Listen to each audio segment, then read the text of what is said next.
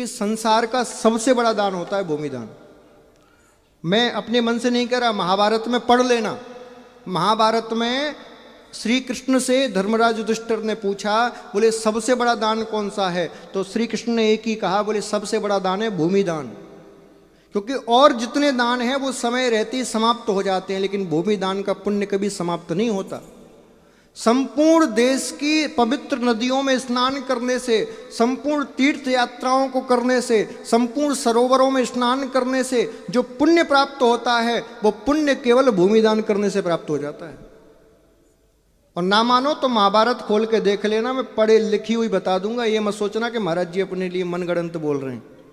हाँ, ये लिखा हुआ है। अच्छा, इसका प्रैक्टिकल प्रमाण भी आपको बता दूं। जो भी वस्तु आप दान करते हो तो दान जिसको दी है वो व्यक्ति जब तक उस वस्तु का उपभोग करता है तब तक आपको पुण्य मिलता है। जैसे आपने किसी को वस्त्र दिए तो जब तक वो वस्त्रों को पहनेगा तब तक आपको पुण्य मिलता रहेगा। यदि आपने किसी को अन्न खिलाया तो जब तक उस अन्न का तत्व उसके शरीर में रहेगा तब तक आपको पुण्य मिलता रहेगा। लेकिन मुझे बताओ, अन्न, धन, वस्तु ये क्या हमेशा के लिए रह सकते हैं? 1 साल, 2 साल, 3 साल, 10 साल में तो समाप्त हो ही जाते हैं, लेकिन भूमि कभी समाप्त नहीं होती है।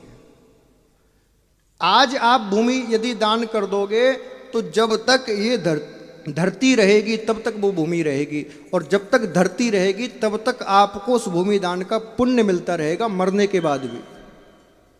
इसीलिए तो भगवान ने भूमि दान करवाया।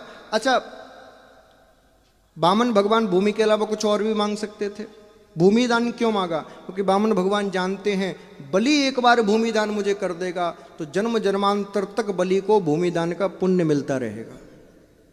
इसीलिए कल भूमि दान जरूर करना, जितनी सामर्थ्य हो।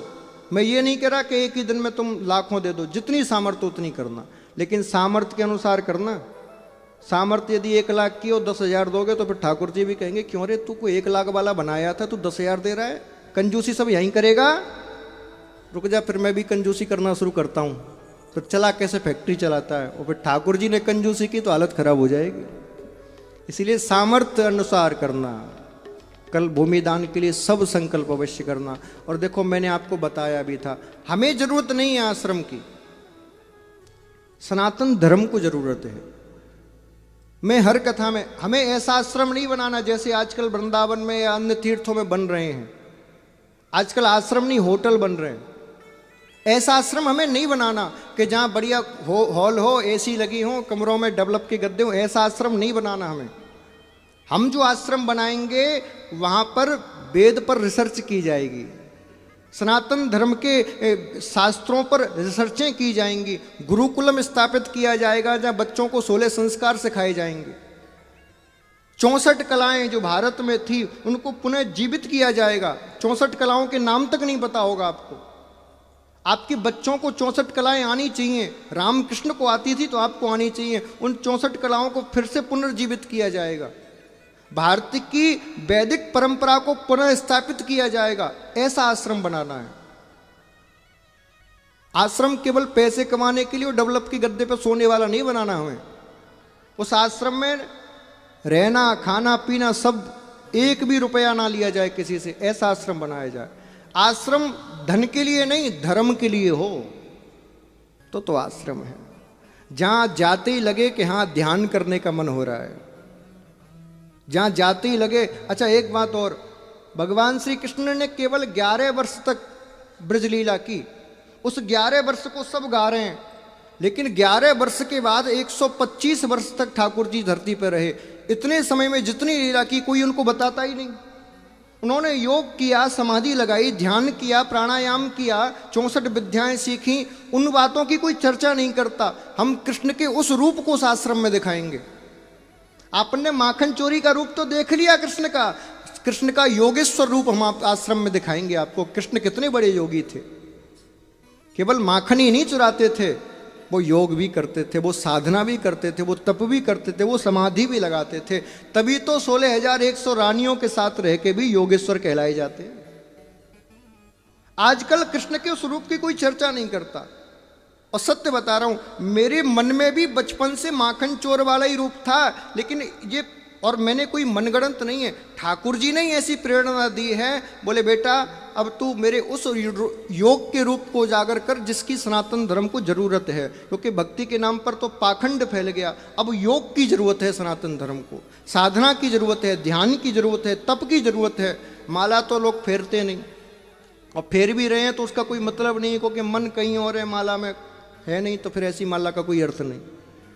इसलिए आपको योग करना सिखाया जाएगा, ध्यान करना सिखाया जाएगा, अपने आप से मुलाकात कैसे हो। और ये गारंटी से कहता हूं, उस आश्रम में एक बार जो आ जाएगा उसको ये बताया जाएगा कि मोक्ष कैसे मिलता है।